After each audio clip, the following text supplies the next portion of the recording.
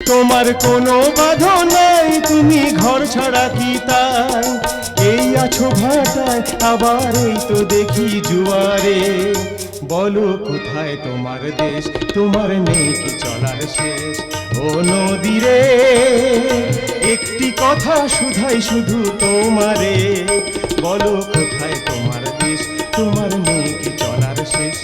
ও নদী রে, ও নদী রে, ও নদী রে। নমস্কার। ওম মাতারা, বাবা পঞ্চনন, বিবি মাতা, শীতলা মাতা এবং সমস্ত দেবদেবীর পদধূলি মাথায় নিয়ে এবং যাত্রার পরম পুরুষ শ্রী ঠাকুর রামকৃষ্ণদেব, মা সারদাময়ী এবং নাট্যাচার্য গিরিশ ঘোষের পাদপদ্মে ভক্তি শ্রদ্ধা ও প্রণাম জানিয়ে এবং যাত্রা পিপাসু দর্শক মণ্ডলী ও বাবা পঞ্চনন্দ মেলা আয়োজক কমিটিকে আরাধ্য অপেরার পক্ষ থেকে প্রীতি, শুভেচ্ছা ও অভিনন্দন জানিয়ে শুরু করতে চলেছি দেবদাস নস্কর ও গীতা নস্কর প্রতিষ্ঠিত, আশা নস্কর প্রযোজিত 1431 ও 32 বঙ্গাব্দের আরাধ্য অপেরার এক বিস্ফোরক সামাজিক যাত্রা সম্ভার ফিরিয়ে দিলাম ভালোবাসা। রচনা ব্রহ্মময় চট্টোপাধ্যায়, নির্দেশনায় যাত্রার মহাগুরু রোমিও চৌধুরী, সুর প্রচলিত, যন্ত্রসঙ্গীতে মাস্টার কন্দর্প, ইন্দ্রজিৎ, বুদ্ধিশ্বর ও নেপালবাবু, দল ম্যানেজার জ্যোতিষ মণ্ডল, ব্যবস্থাপনায় ঝন্টু কুমার, আলো ধ্বনি কৌশিক ইলেকট্রিক ও নিউ পবিত্র সাউন্ড, নিয়ন্ত্রণে মাস্টার তপন ও মাস্টার সোনু। শ্রেষ্ঠাংশে সোনার টুকরো গায়ক নায়ক কুমার সমীর, স্বপ্ন সুন্দরী মিস বালিকা, সুদক্ষ নট শঙ্কর মণ্ডল, চিৎপুর খ্যাতা মমতাময়ী রুমা দে, বলিষ্ঠ অভিনেতা মাসুদ হোসেন, তৎসহ কুমার গদাধর, কুমার রাজীব, কুমার বিদেশ, অলরাউন্ডার অভিনেতা জ্যোতিষ মণ্ডল, ব্রুহট নায়িকা মিস পিউ এবং রোমান্টিক খলনায়ক কুমার বাপ্পাদিত্য। এখন শুরু করতে চলেছি দেবদাস নস্কর ও গীতা নস্কর প্রতিষ্ঠিত, আশা নস্কর প্রযোজিত, আরাধ্য অপেরা পরিবেশিত 1431 বঙ্গাব্দের এক বাস্তব ধর্মিক সামাজিক যাত্রাপালা। লোভ লালসার আতুত ঘরে কেঁদে মরে স্বপ্ন আশা, জীবনপুরের কুড়ে ঘরে ফিরিয়ে দিলাম ভালোবাসা, ফিরিয়ে দিলাম ভালোবাসা। মাসি, ভাগ্যটা আমাদের মির্জাফর গো মাসি, মির্জাফর। তাই তো এই জীবন নিয়ে সব সময় বেইমানি করে চলেছে। কি হয়েছে রে আমির, তোর মুখটা এমন শুকনো দেখাচ্ছে কেন? একটা খারাপ খবর শুনে মাসি, খারাপ খবর? মন মেজাজ আমার ভালো নেই গো মাসি, ভালো নেই। কি হয়েছে রে, কি হয়েছে? এই হিন্দু মুসলিম সব পাড়ার মানুষজন বলছে শুধু মিলন মেলার মাঠ নয়, এই গোটা জীবনপুর গ্রামটাই যে আজ বিক্রি হতে চলেছে মাসি। বিক্রি? হ্যাঁ মাসি, হ্যাঁ। বিক্রির খবরটা আমিও শুনেছি। শহরের এক নবাব নন্দিনী নাকি তার গোটা দলবল নিয়ে এই জীবনপুর গ্রামটাকে কিনতে আসছে। কি বললি প্রিয়া? হ্যাঁ হ্যাঁ মাসি, বলতে বাধ্য হচ্ছি, এই কেনা বেচার একমাত্র দালাল হলো আমার বাবা, ওই মলয় মণ্ডল। বেশ করেছে, তাতে তোদের কি? মাটির মূল্য বুঝি বলে লোহার দরে না বেচে হীরের দামে বিক্রি করার বন্দোবস্ত করিয়েছে। সে তুমি যাই করো বাবা, কোনো কিছুর বিনিময়ে এই জীবনপুর গ্রাম আমরা বেচতে দেব না। দেখো দেখি কাণ্ড। আচ্ছা আচ্ছা, তোরা কি চাস না রতনপুরের মতো ঝাঁ চকচকে শহর গড়ে উঠুক আমাদের এই জীবনপুর গ্রাম? না, আমরা শহর চাই না বাবা। তাই তো কোনো কিছুর বিনিময়ে মাটি থেকে লোহা হয়ে যেতে পারবো না বাবা। ভালো, খুব ভালো, তাতে অবশ্য আমাদের কিছু যায় আসে না। তবে আমাদের কোম্পানি নতুন এমডি মিস বন্নি শিকার পাশে এসে দাঁড়িয়েছে গায়ের অনেক মানুষ।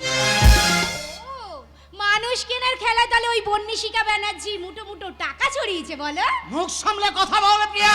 কটা মানুষের মুখ তুমি সেলাই করবে বাবা? এক চড়ে তোর মুখ ঘুরিয়ে দেবো প্রিয়া। প্রিয়াকে মারতে এলে আমরাও তোকে কেউ ছেড়ে দেব না মলয়। না না কল্যাণী, তোমরা আবার কিছুই করতে পারবে না। বলাই কাকা, আমরা কিছু করতে পারি আর না পারি ওই তুফানের দেখানো পথ ধরে প্রতিবাদটা তো করতে পারবো। দেখো দেখি কাণ্ড, শালা বেশি প্রতিবাদ করতে এসো না। প্রতিবাদ করতে এলে আমার শালা ঠ্যাং মেরে তোর হাতে ধরিয়ে দেবো। আমি আর করিস না, বলা। বড্ড বার করেছি। ছেড়ে দে। পালাটা তুমি ছেড়ে দাও বলছি বলে কাকা। আজ তোকে মজাটা বুঝিয়ে দেবো। কে কে তোদের এসে ঠেকায়? এই এক চলে আয়। কে রে চাঁদু? তুফান, ফোন তুফান নাম আমার।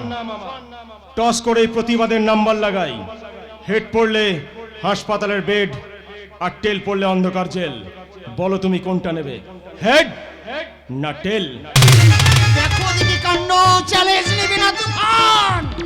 তুফান যার নাম, সে দিনে ফোটায় তারা আর রাতে ওঠায় সূর্য। আর তুফান যখন পাঞ্জা লড়ে তখন প্রলয় নাচন শুরু হয়, প্রলয় নাচন। তুমি যদি আমার দুঃসম্পর্কের মামা না হতে, তাহলে আমার এই শক্ত হাতের রেঞ্জ দিয়ে তোমার নাট বল্টুগুলোকে আমি একেবারে টাইট করে দিতাম, টাইট। কাজটা তুই ভালো করলি না তুফান। আমার সাথে মস্তানি করলো, এই মিলন মেলার মাঠকে তো তুই কোনোদিন রক্ষা করতে পারবি না। এই বড় মামা, তোমার সঙ্গে এই তুফান চ্যালেঞ্জ করছে, চ্যালেঞ্জ। তুফান বেঁচে থাকতে মিলন মেলার 1 ছটাক জমিও তোমরা ছাড়া কেউ কিনতে পারবে না। দেখো দেখি কাণ্ড, তুই মূর্খের স্বর্গে বাস করছিস তুফান। তুই হয়তো জানিস না, এই গায়ের মানুষ তলে তলে জমি বেচার জন্য লাইন দিয়েছে। তাদের সই করানো আছে আমাদের এই কাগজে। হ্যাঁ, সই করানো আছে। জীবনপুর গ্রামের প্রত্যেকটা মানুষ আমরা ঐক্যবদ্ধ। আমাদের ঐক্যতানকে ভেঙে দেবে এমন প্রভাবশালী ব্যক্তি কে আছে? আমি বিবি প্রাইভেট লিমিটেড কোম্পানির এমডি মিস বন্নিশিখা ব্যানার্জি।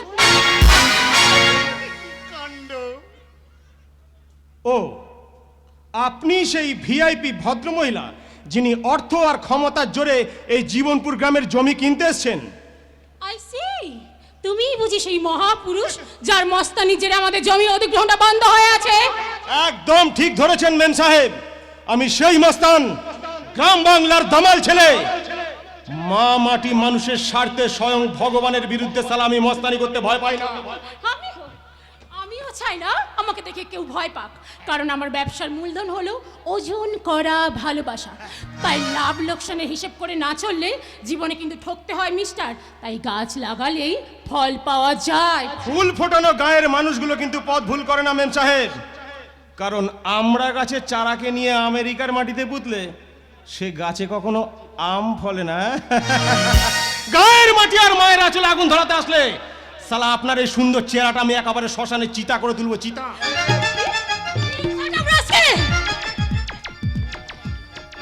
বন্নিশিখা ব্যানার্জি জীবন নিয়ে খেলে বাজি। আমি আপনার সামনে আমার জীবন বাজি রেখে বুক পেতে দাঁড়ালাম। টিবুন ট্রিগার, চালান গুলি। কি আমাকে চ্যালেঞ্জ? তাহলে এই বন্দুকের গুলিতে আজকে তোমার ডেথ সার্টিফিকেট লিখো। How dare you Agnishwar! তুমি কি করছিলে বন্নিশিখা? আমি যদি সঠিক সময় এখানে এসে না পড়তাম, তাহলে এই মিলন মেলার জমি এতক্ষণ রক্তে রাঙা হয়ে যেত। পুলিশ তোমাকে গ্রেপ্তার করতো, বুঝেছো? তুমি তো ভালো করে জানো অগ্নিশ্বর, আমার মেজাজটা বিগড়ে গেলে আমি নিজেকে ঠিক রাখতে পারি না।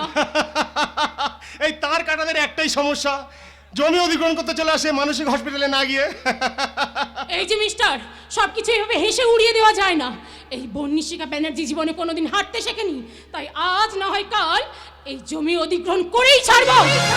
এক্ষেত্রে যে তোমার স্বাদের দিকে উল্টে গেছে বন্নিশিখা। কি উল্টে গেছে মানে? কি উল্টে গেছে অগ্নিশ্বর? বিবি প্রাইভেট লিমিটেড কোম্পানি সিদ্ধান্ত নিয়েছে এই জীবনপুর গ্রামে। কি বলো অগ্নিশ্বর? বলুন না, বলুন না। কি স্যার, বলুন না। কি হয়েছে?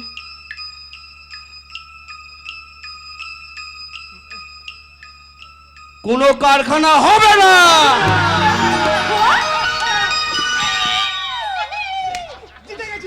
মানি না, এরকম একটা নেগেটিভ ডিসিশন আমি মানি না। কার এত বড় সাহস এরকম একটা হঠকারী সিদ্ধান্ত নিল? কে কে সেই হরিদাস পাল? কে? তিনি আর কেউ নন, এই বিবি প্রাইভেট লিমিটেড কোম্পানির কর্ণধার মিস্টার বীরেশ ব্যানার্জি। ও মাই গড, ড্যাডি ব্রেনটা কি ব্রেকডাউন হয়ে গেছে যে এরকম একটা ডিসিশন নেওয়ার আগে আমার সাথে কথা বলার প্রয়োজন মনে করলো না? একটা কথা মনে রাখবেন মেম সাহেব, ধর্মের কল কিন্তু বাতাসে নড়ে। আরো একটা কথা মনে রাখবেন, শহরের অন্যায়ের আবদারের বিরুদ্ধে কিন্তু গ্রাম সারা জীবনই লড়াই করে জিতে এসেছে, লড়াই। আর তুমিও একটা কথা মনে রেখো, এই বন্নিশিখা ব্যানার্জি জীবনে কোনোদিন হারতে শেখেনি, তাই যেদিন সে হারবে সেদিন নিজের পিস্তলের গুলিতে নিজেকে শেষ করে দেবে। বন্নিশিখা! শেষ! চলে আসুন মলয় বাবু।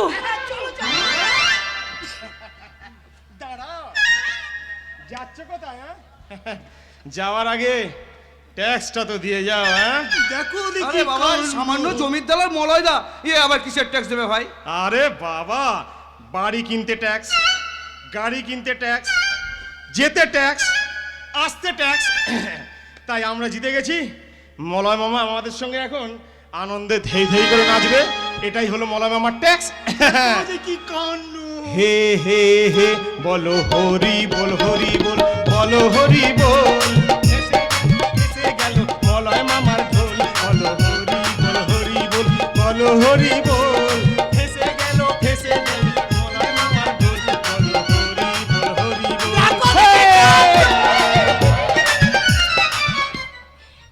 আজ আমরা দারুণ খুশি, লড়াই করে জেতার আনন্দটাই আলাদা। সত্যি আপনি জীবনপুর গ্রামের প্রত্যেকটা মানুষের মন জয় করেছেন। আপনি আমাদের কাছে ধন্য, আপনি মহান। না ভাই না, আমি কেউ নয়। এই যুদ্ধের আসল নায়ক তো তুমি যে এই জীবনপুর গায়ের যুবরাজ। আসলে কি জানো ভাই, গ্রাম আমার প্রাণ। গ্রাম মানে বটচ্ছায়া, গ্রাম মানে পুকুর ঘাট, জল থই থই অপার স্নেহ মায়া। গ্রাম মানে সন্ধ্যেবেলার সিদ্ধ মধুর বাতাস। গ্রাম মানে হাজারো লড়াই, বুক চিতিয়ে সংগ্রাম। গ্রাম মানে সবুজ বিপ্লবের আর এক নাম। আর সেই নাম লেখা থাক আমাদের সবার হৃদয়ে। এই শোনো, আজ তোমরা আর আমি এই সমস্ত গ্রামটাকে ঘুরে দেখবো, আর সঙ্গে শুনবো তুফানের কণ্ঠে একটা মধুর গান। কি বলো? আরে হ্যাঁ, চলো চলো চলো চলো। এই আসুন আসুন, এই ততক্ষণ আমার নৌকাটা নিয়ে আসুন, আমরা ততক্ষণ গান গাইতে গাইতে এই গ্রামটা দেখি। হ্যাঁ। ও নদীরে একটি কথা শুধাই শুধু তোমারে, ও নদীরে একটি কথা শুধাই শুধু তোমারে। বলো কোথায় তোমার দেশ, তোমার নেই কি চলার শেষ। ও নদীরে। ভাই শুনেছি রবীন্দ্রদার বাড়ি নাকি এই গ্রামে, আজকে আমরা যাবো রবীন্দ্রদার বাড়িতে। তোমার নেব না তুমি ঘর ছাড়া কি হয়, তোমার কোনো বাধা নাই তুমি ঘর ছাড়া কি তাই। এই আছো ভাটায় আবার এই তো দেখি জুয়ারে। বলো কোথায় তোমার দেশ, তোমার নেই কি চলার শেষ। ও নদীরে একটি কথা শুধাই শুধু তোমারে। বলো কোথায় তোমার দেশ, তোমার নেই কি চলার শেষ। ও নদীরে, ও নদীরে, ও নদীরে।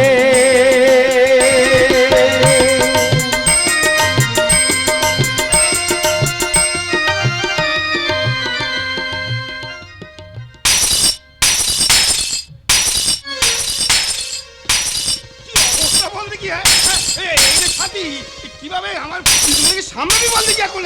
সত্যি দাদা, ওই জীবনপুর গ্রাম থেকে ভিড়াটা করতে না দিদিমণি একবার তেলে বেগুনি জ্বলে উঠছে। কি জানে হাতের কাছে যা পাচ্ছে গায়ের জোরে আছে মারছে ঘরের দেওয়ালে। ওই ভাবছি সব ভেঙে ফেলবে। এবার মনে হচ্ছে বাড়িতে একটা লঙ্কা কাণ্ড ঘটবে। টেকাদার, এই বাড়িতে আমার টেকা দায় হয়ে যাচ্ছে। বন্দিশিকা যা শুরু করেছে, এ অশান্তি আমি আর নিতে পারছি না। না না স্যার, আপনি একটু মাথা ঠান্ডা করুন। এইসব আপনি মাথা গরম করলে চলবে না। মাথা আমার ঠান্ডাই আছে এবং সব সময় শান্ত থাকে, কিন্তু বন্দিশিকা আর আমাকে শান্তিতে বাঁচতে দেবে না।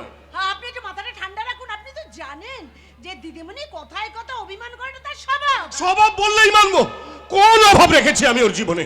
সুখ ভোগবিলাস আভিজাত্য কোন কমতি রেখেছি আমি? কি ভেবেছো নিজেকে কি মনে করেছে? আমার স্নেহের সুযোগ নিয়ে যা খুশি তাই করে যাবে, দিনের পর দিন বেপরোয়া উশৃঙ্খল হয়ে উঠবে।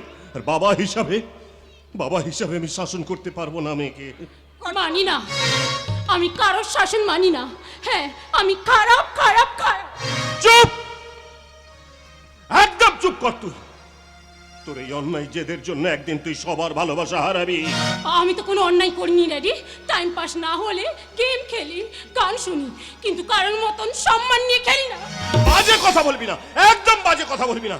কবে, কখন, কোথায় তোকে অসম্মান করা হয়েছে? কে কে তোকে অপমান করছে বল? তুমি। আমি? হ্যাঁ তুমি তুমি তুমি। তোমার এই ছোট্ট একটা ডিসিশনের জন্য আজকে আমাকে ওই গ্রামের মূর্খ মানুষগুলোর কাছ থেকে অপমানিত হয়ে আসতে হয়েছে। দিদিমণি একটু শান্ত হও, একটু মাথাটা ঠান্ডা করো। ভূমি অধিগ্রহণ বন্ধের সিদ্ধান্ত অনেক ভেবে চিন্তেই নেওয়া হয়েছে।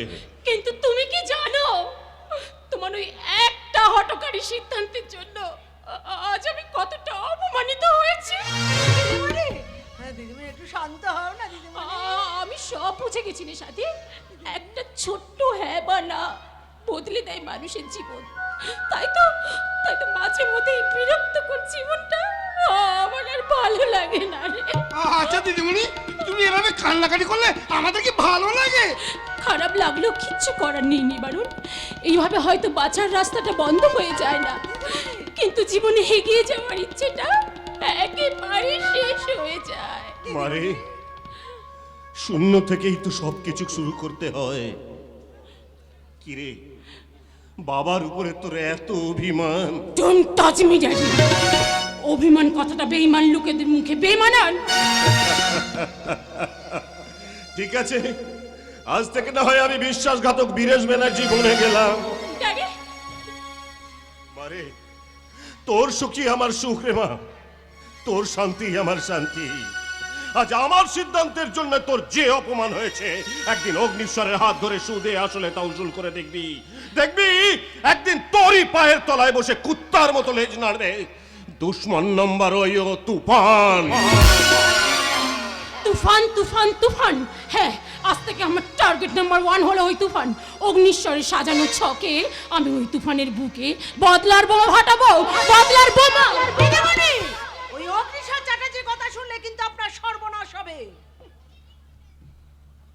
দিদিমণি, সাথী ঠিক কথাই বলেছে।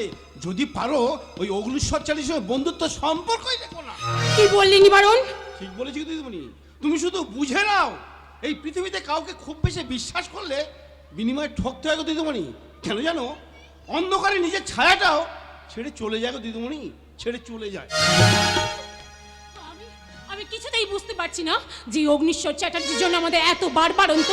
আজ কিনা তোর তার নামে মিথ্যে বদনাম করছিস। দিদিমণি, এই পৃথিবীতে সবথেকে বেশি কঠিন কাজ হলো মানুষ চেনা। আর তুমি যাকে এত অবিশ্বাস করছো, সেই তুফানদাই হলো সত্যিকারের ভালো মানুষ।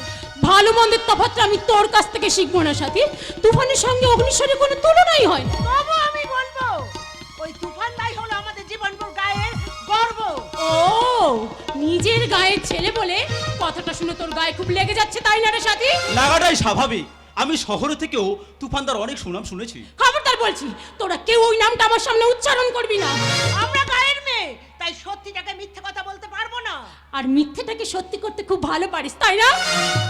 গ্রাম শহরের দ্বন্দ্ব করে কেন কেন মিছিমিছি নিজেদের সুন্দর সম্পর্কটা নষ্ট করছো বর্ণিশিকাদি? ভালোটা আমিও বুঝি অমর, কিন্তু আত্মসম্মান বন্ধক রেখে কোনো সম্পর্ক আমি কিনতে চাই না। কারণ যে কোনো সম্পর্কের চেয়ে আত্মসম্মানটা আমার কাছে অনেক দামি।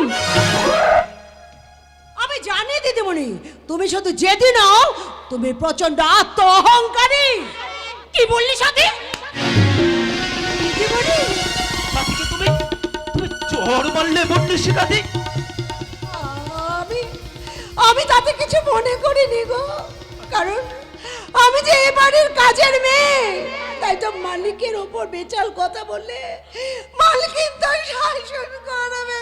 না না না, তোরা বিশ্বাস কর, আমি সাথীকে শাসন করার জন্য চর মারিনি।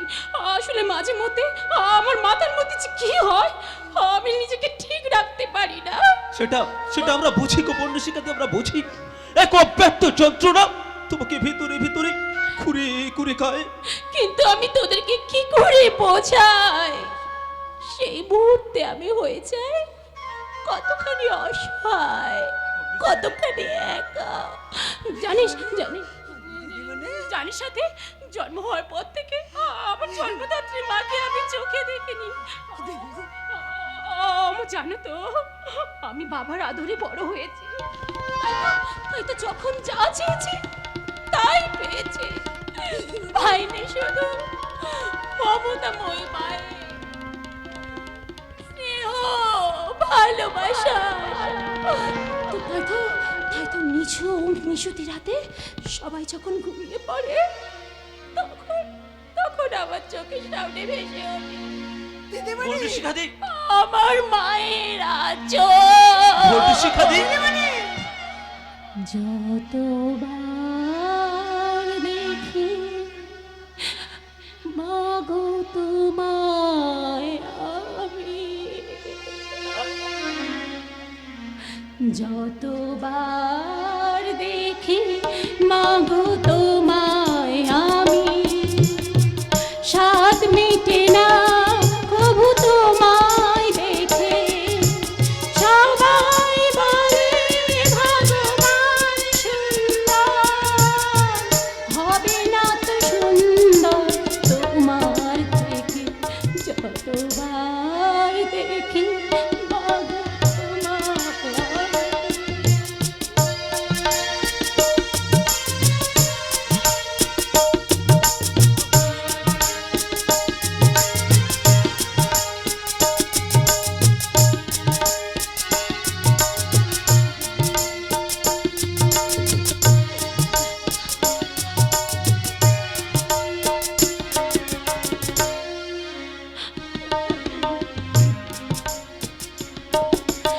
ভয় পেলে ব্যথা পেলে মুখে আসে মা, সুখেতে দুঃখেতে মুখে আসে মা।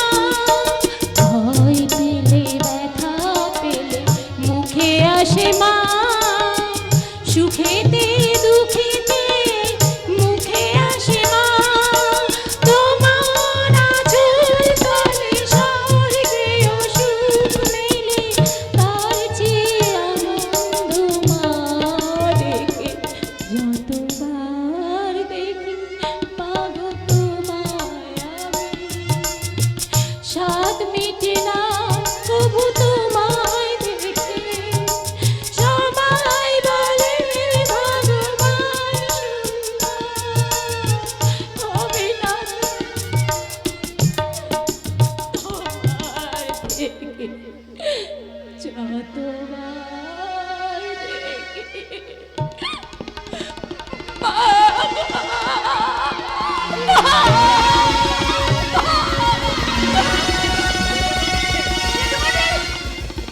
এই দিদিমণির কষ্ট দেখে আমার বুকের ভেতরটা হাহাকার করে উঠছে। মানুষের বাইরেটা দেখে বোঝা যায় না সাথী, কি যার মনের মধ্যে যে যন্ত্রণা লুকিয়ে থাকে। থাক, তুমি আর মন নিয়ে কথা বলো না। আমার অপরাধ অনেক অজস্র অসংখ্য। যেমন একটা শুনি। সেদিন যেমন মেলায় নিয়ে যাবে বলে কোথায় ভ্যানিশ হয়ে গেলে, আর তো খুঁজেই পেলাম না। বারে মেলার দিন যে আমার পরপর তিনটে বিয়ে সম্বন্ধ চলে এলো। হ্যাঁ, তিনটে? হ্যাঁ, নাম্বার 1 সুরাঞ্জনা, শিশিরে ভেজা পদ্ম পাতা। পদ্ম পাতা নাই, বলে কচু পাতা। নাম্বার 2 আঙুর আঙুর চোখ। আর ওই চোখে আমি শুকনো লঙ্কা গুঁড়ো ছুঁড়ে দেবো। Number 3 miss Pamela. আমি তো ভীষণ ঝামেলা করবো বলেছি, ভীষণ। একেই বলে সাথী মঞ্জুরির মামলা। আচ্ছা অমরদা, তুমি আমাকে ভীষণ ভালোবাসো তাই না? হ্যাঁ সাথী, আমি তোমাকে ভালোবেসেছি, ভালোবাসি, ভালোবাসবো। বাসবো ভালো, সাথী রাখবো ধরে এই জীবন হাসি গানে। তাই মনে হয় আজকে বুঝি নেমে এলো স্বর্গ এখানে। বাসবো ভালো, রাখবো ধরে এই জীবন হাসি কি হলো সাথী, এভাবে চিৎকার করে উঠলে কেন? ওখানে একটা মুখোশ পরা মানুষ। মুখোশ পরা? কি বলছো সাথী তুমি? এর আগে আমি দেখেছি। আমার ভীষণ ভয় করছে অমরদা। ভয় পেও না সাথী, ভয় পেও না, আমি তো আছি। আর তাছাড়া আমাদের মাথার উপর আছে আমার দাদা ওই অগ্নিশ্বর চ্যাটার্জি। তোমার দাদা এই অগ্নিশ্বর চ্যাটার্জি বলেই তো আমার ভীষণ কষ্ট হয় অমরদা। আজ হঠাৎ এই কথা বলছো কেন সাথী? বলছি তার কারণ আছে। এতদিন তোমার দাদার ভয়ে আমি সত্যি কথাটা বলতে পারিনি। তোমার দাদা একটা কি শয়তান। সাথে আমি জানি ওটা আমি জানি, কারণ তুমি তোমার ভাই হয়ে দাদার নামে বদনাম করতে তোমার ভালো লাগছে না। কিন্তু এবার আমি বলবো, এবার তুমি দাদার বিরুদ্ধে প্রতিবাদ জানাও, তীব্র প্রতিবাদ। প্রতিবাদ? তোমার কথাগুলো শোনার পর আমার যে প্রতিবাদের ভাষা হারিয়ে গেছে সাথী। যে দাদা আমাকে ছোটবেলা থেকে কোলে পিঠে করে মানুষ করেছে, পড়াশুনো শিখিয়েছে, যাকে আমি দেবতার আসনে বসিয়েছি, সেই আমার দাদা অগ্নিশ্বর চ্যাটার্জি চরিত্রহীন। ভাবতে কথাটা ঘুরছে, পায়ের তলার মাটিটা কেঁপে উঠছে কেন? এই সার তুমি বলে দাও, আমি এখন কি করব? আমার কি করা উচিত? আমি পাগল হয়ে যাবো সাথী, পাগল হয়ে যাব, পাগল।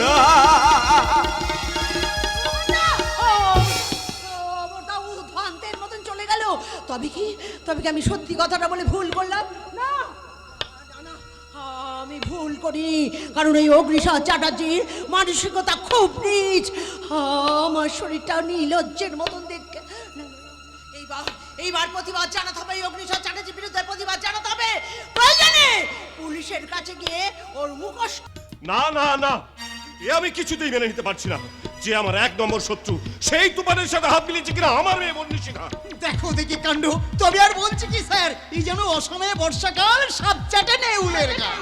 না না না, এ কিছুতেই হতে পারে না মলয়। যার সাথে আমার আদায় কাজ করা সব সম্পর্ক, তার সাথে হাত মেলায় কোন আক্কেলে? দেখো দেখি কাণ্ড, সেই জন্যই তো সেই রহস্যটা জানতে আমরা সব কাজ ফেলে রেখে ছুটে চলে এসেছি অগ্নিশ্বর চ্যাটার্জির বাড়িতে। মাথায় আমার দাউ দাউ করে আগুন জ্বলছে মলয়, মাথায় আমার দাউ দাউ করে আগুন জ্বলছে। ওই মেয়েটার জন্য আজ আমার জীবনটা মাটির উনুনের মতো অবস্থা হয়ে গেছে। একটা বাস শেষ হতে না হতেই আর একটা বাস রেডি। এই সময় যদি অগ্নিশ্বর কেঁপে যায়, আমাদের হাড়ে ডুকডুকি বাজাবে মলয়, ডুকডুকি বাজাবে। জ্বালা অসহ্য জ্বালা স্যার। মানুষের জীবনটা ভীষণ জ্বালা গো মলয়দা। তাই তো সেই জ্বালাগুলোই বুকের মধ্যে জমিয়ে রেখে আমি বলতে বাধ্য হচ্ছি, আমি যদি সঠিক সময় এখানে এসে না পড়তাম, তাহলে এই জনপ্রিয় জমির দালাল বিখ্যাত ব্যবসায়ী বীরেশ চ্যাটার্জির ব্রেনটাকে এমন ভাবে চুলকাতো যে চুলকাতে ঘা করে ফেলতো, আর এমন ঘা করতো যা হাজাজ কেন ধরা পড়তো না। ধরা পড়ে গেলাম। কি ভাবছো গো মলয়দা? যেখানে বাঘের ভয় সেখানেই সন্ধ্যা হয়।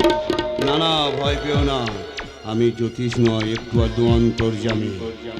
দেখো দেখি কাণ্ড, না না না না না, অন্তর্যামী নয়, তার থেকেও দামি একেবারে সাক্ষাৎ ভগবান। তাই যদি হতাম, তোমরা কেউ আমার জীবনটা নিয়ে জুয়া খেলতে পারতে না। তুমি বিশ্বাস করো অগ্নিশ্বর, বিশ্বাস করো, বন্নিশিখার এই হঠাৎ পাল্টি খাওয়ার ব্যাপারটা আমরা কেউ বিন্দু বিসর্গ জানতাম না। কিন্তু আমার জানতে হবে, কার কালো হাতের কার সাজিতে বন্নিশিখায় হারামির বাচ্চা তুফানের গলা জড়িয়ে ধরে পীড়িত করছে। দেখি কাণ্ড, না না না না, আমি বাবা এসব তো বুদ্ধি দিইনি।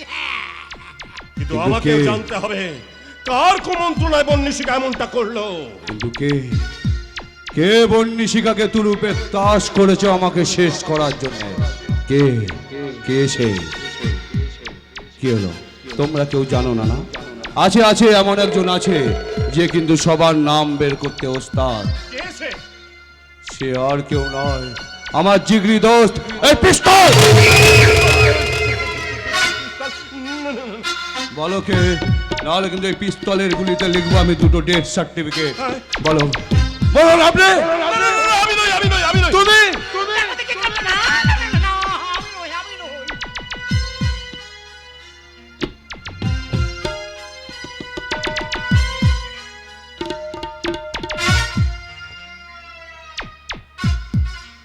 অনেকদিন কোনো গুলি চলেনি এটা থেকে।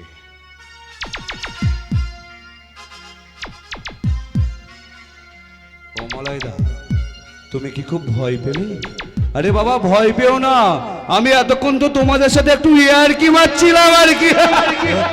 দেখো দেখি কাণ্ড, আমি যা ভয় পেয়েছিলাম। উফ অগ্নিশ্বর, তুমি যে এত বড় একটা নাটক করবে আমরা তো কল্পনাই করতে পারিনি। এটা বাস্তব ব্যানার্জি বাবু, কারণ কখনো কখনো প্রয়োজনে শত্রু বধের জন্য তার প্রিয়জন সাজতে হয়, আর একেই বলে বিশ্বাসের পেয়ালায় বেঈমানির বিষ। কাকাজি বাড়িতে হাসির হাটটা তো ভালোই জমে উঠেছে দাদা। আরে আরে আরে আরে আরে ভাই ভাই ভাই ভাই ছাড়া কি কোনো কিছু ভালো হয়? তাই তো আজ হাসি কাল কান্না বলে গেছে রাজেশ খান্না। এই হাসির আসরে তাহলে একটা খুশির খবর শোনাই দাদা। তোর সেই খুশির খবরটা না অনেক আগে ঠোঙায় মুদির দোকানে বিক্রি হচ্ছে রে। দাদা আমি খবরটা দিতে আসার আগে তুমি কিভাবে জেনে গেলে দাদা? কেন জানবো না ভাই, কারণ রামচন্দ্র জন্মাবার বহু আগে তো রামায়ণ রচনা হয়েছে। দাদা।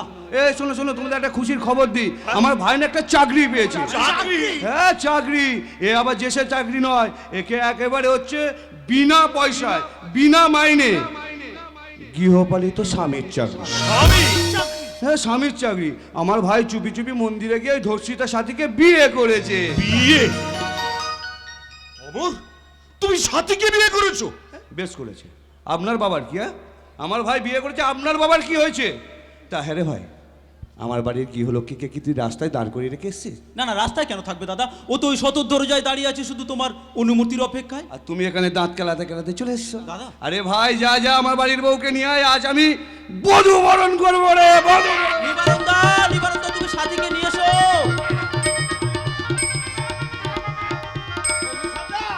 আজ আমি দারুণ খুশি গো, দারুণ খুশি। আমার অভাগিনী বোনটাকে তুমি তোমার ভাইয়ের বউ হিসেবে মেনে নিয়েছো, এটা আমি খুব খুশি, খুব খুশি। কিন্তু কিন্তু আমি কি করে খুশি হবো বলতো নিবারণ? আমার বাড়ির গৃহলক্ষ্মীকে বরণ করবো, তা কি খালি হাতে বরণ করা যায়? আরে বাবা কি দিয়ে ওকে আশীর্বাদ করবো সেটা তো বলতো না। উপহারের কি আছে দাদা, আপনি শুধু আশীর্বাদ করুন, আমার তাই।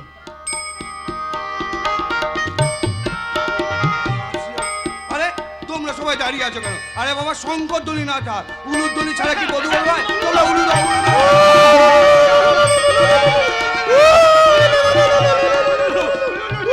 আজ আমি প্রজাপতি ঋষির আশীর্বাদে বধূ বরণ করলাম লাঠি। দাদা এটা তুমি কি করলে দাদা? কি মলয় দা, কাজটা আমি ঠিক করিনি।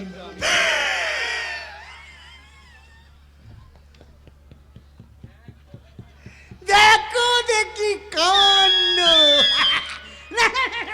তুমি একদম ঠিক করেছো, কারণ ডাস্টবিনে পড়ে থাকা একটু পাতা কখনো স্বর্গের সিঁড়িতে পৌঁছাতে পারে না।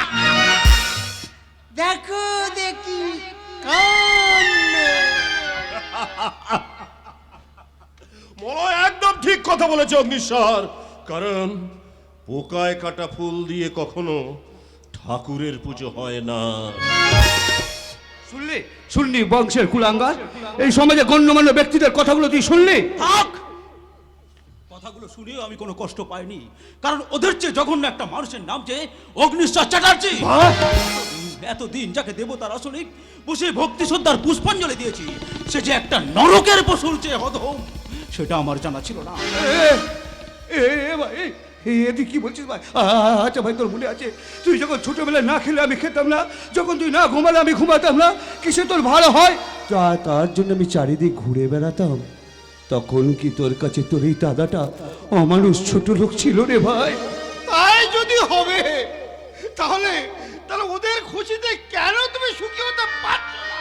কারণ এই বিয়েটা আমার কাছে একটা অসুখ ছাড়া যার কিছু নয় নিবারণ।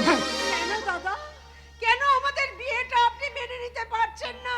লেবু বেশি টিপো না, বেশি টিপলে তিতো হয়ে যায়।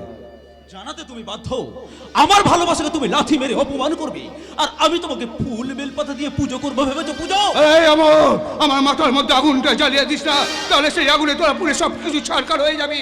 আমি বলছি আমার মাথার মধ্যে আগুনটা এখন আর জ্বালাতে দিস না ভাই, জ্বালাতে দিস না। আমি তোমাকে ছাড়বো না, আমার জবাব চাই, জবাব দাও, জবাব। ওই!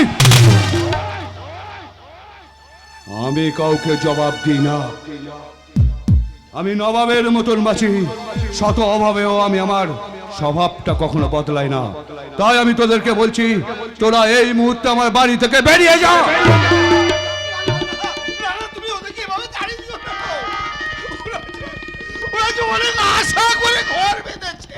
দাদা দিন না দাদা, আপনার এই বাড়িতে আমাদের একটু জায়গা দিন দাদা, কে দাদা যে ছোট ভাইয়ের খুশিতে ছোট ভাইয়ের বউকে লাথি মারে সে দাদা?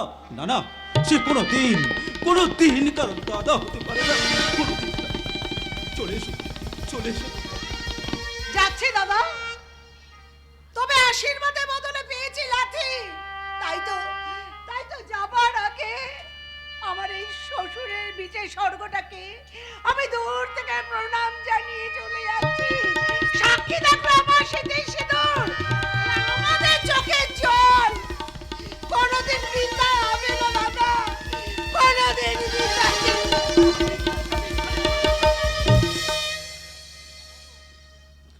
রে নিবারণ, তুইও কি যাওয়ার সময় হালকা করে কিছু বলে যাবি নাকি রে? সবকিছু দেখে শুনে আমি বোয়া হয়ে গেছি, আমি কালা হয়ে গেছি, আমি অন্ধ।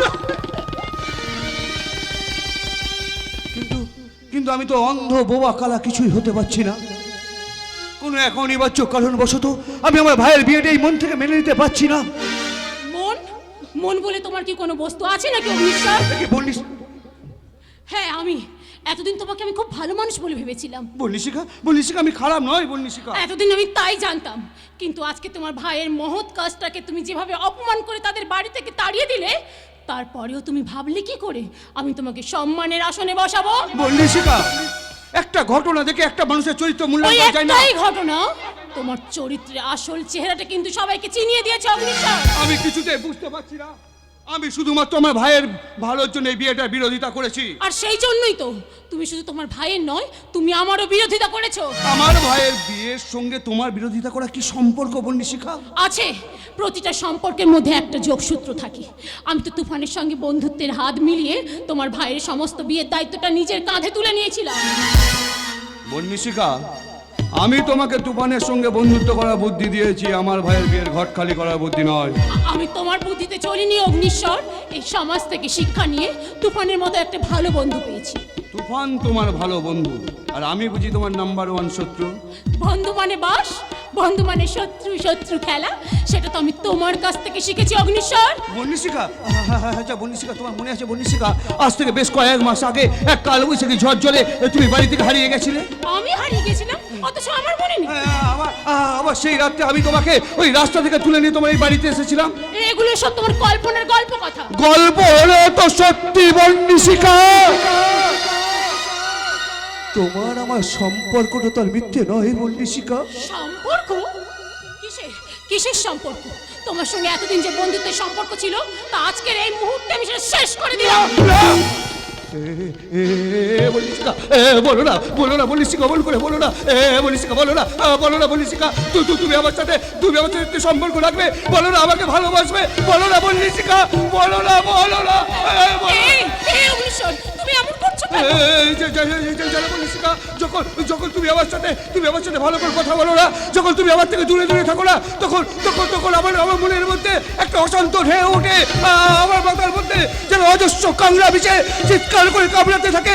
আর সেই চলে ছটফট করতে করতে আমি ভগবানের উদ্দেশ্যে বলে উঠি, ওই সারা ভগবান,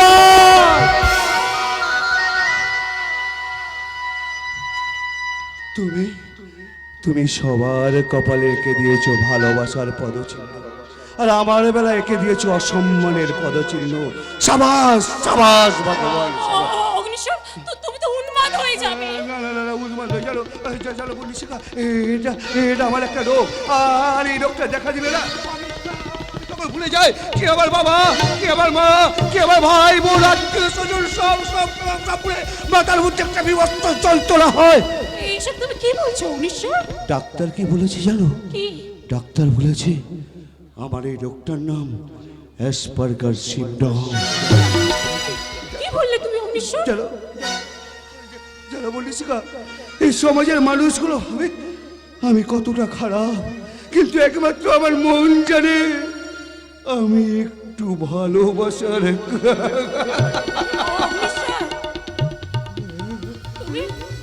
তুমি কাঁদছো? তোমার চোখে জল? জল শুধু আমার চোখে জল নয় বন্দিশিখা, এখানে থাকা প্রত্যেকটা মানুষের চোখ দিয়ে জল চলে গো বন্দিশিখা। কিন্তু জলের তো কোনো রং হয় না, তাই সেই জলের রঙে যদি ছবি আঁকা থাকে, তার পাশে থাকা মানুষটা জানতে পারে না সেই জলটা সুখের না দুঃখের। তাই তো আজ থেকে আমার চলার পথটাও ওই নদীর মতো আঁকা বাঁকা আঁকা বাঁকা। অগ্নিশ্বর,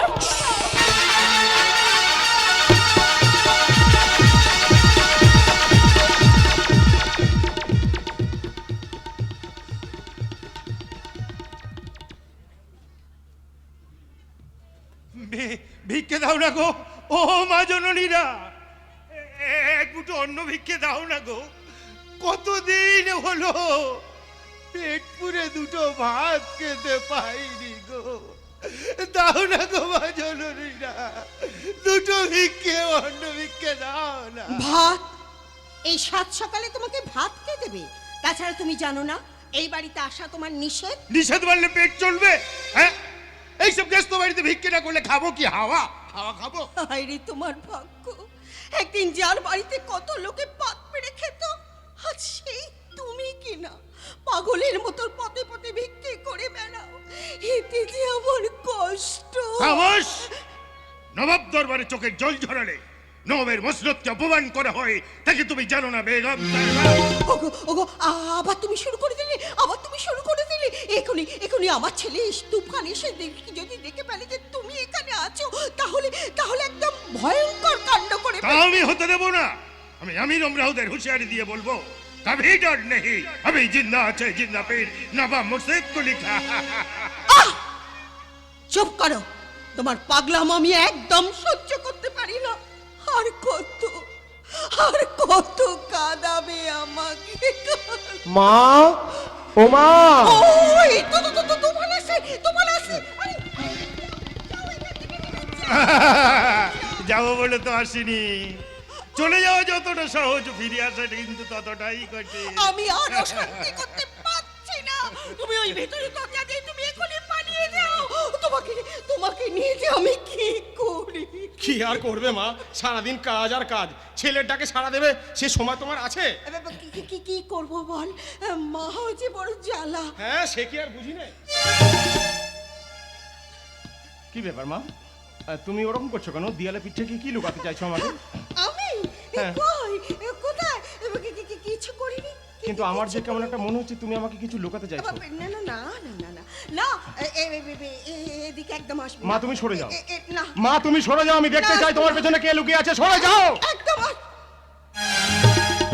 এ কি, আপনি কেন এসেছেন? আপনি কেন তা তো জানি না, সেটা তো জানে জীবন নাটকের নাট্যকার ওই মিস্টার ভগবান বাবু। তাহলে সেই তাকে ভগবান বাবুকে গিয়ে বলুন, আপনার মতো একটা বাজে লোকের মুখদর্শন আমি করতে চাই না।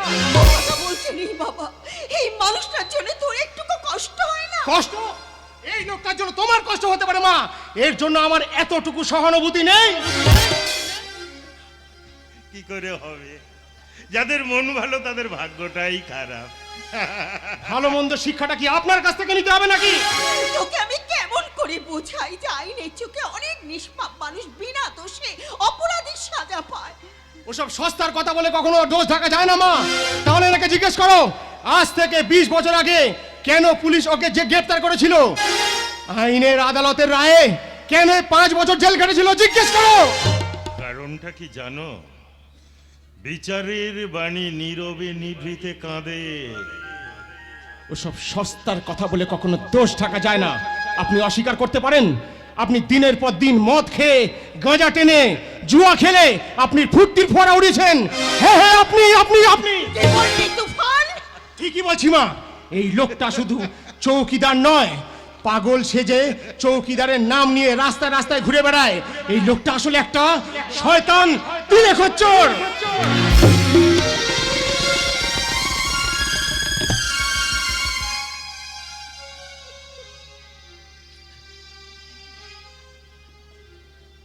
মা ছেলের মিলন দৃশ্য বড়ই অপূর্ব গো। এই কে আছো? সংসার গাড়িটাকে থামাও, আমি নামবো জীবনের জংশনে, স্নেহের কামরায়। কান্নার প্যাসেঞ্জার খুঁজবো গো, কান্নার প্যাসেঞ্জার।